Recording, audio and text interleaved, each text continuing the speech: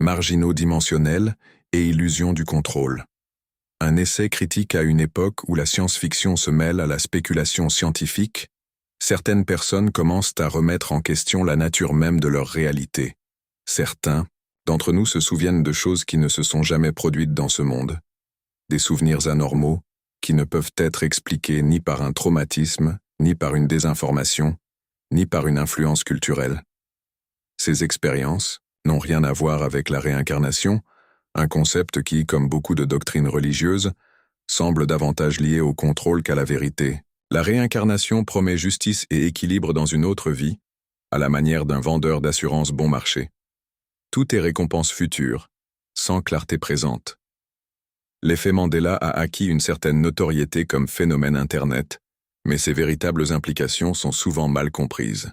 Il ne s'agit ni d'une preuve de délire collectif, ni d'une renaissance spirituelle, mais peut-être du symptôme de quelque chose de bien plus profond. Un désalignement dimensionnel.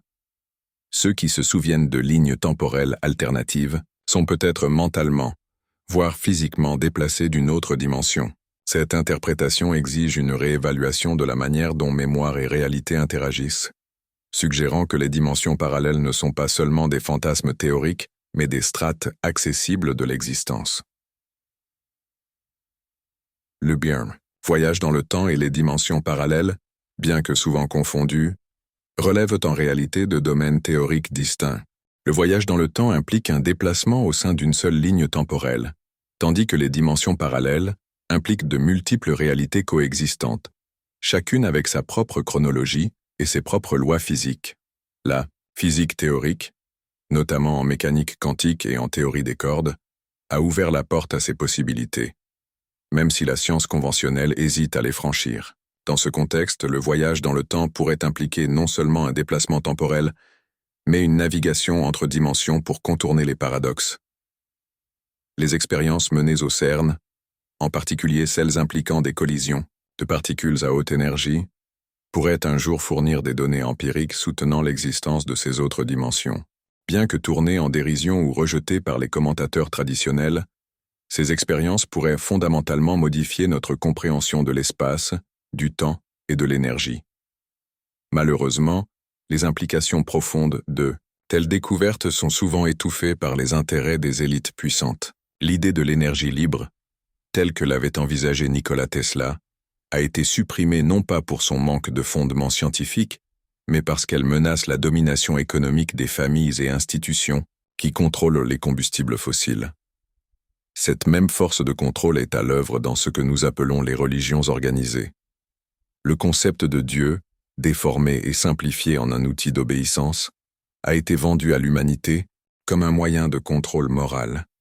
Dieu, tel qu'interprété par la religion institutionnelle, est moins une force cosmique qu'un comptable céleste, récompensant ou punissant selon des lois arbitraires. Cette version de la divinité est non seulement inexacte, elle est délibérément manipulatrice.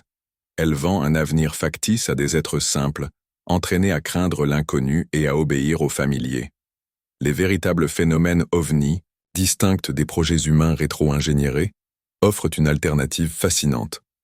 Ces engins, s'ils sont véritablement non humains, ne semblent pas respecter les lois physiques de notre univers.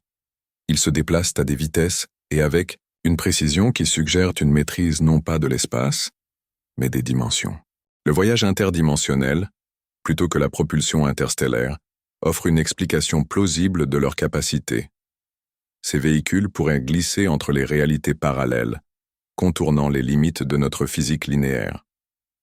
Peut-être que certains d'entre nous ont également glissé à travers une telle brèche dimensionnelle. Ces individus, souvent en marge des normes sociétales, possèdent une clarté inhabituelle sur les mécanismes de contrôle de notre monde.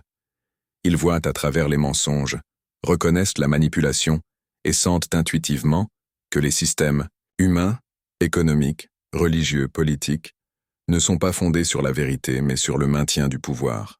Que ce soit par accident ou par dessein, ces marginaux dimensionnels pourraient être ici en tant qu'observateurs ou même participants à une expérience cosmique.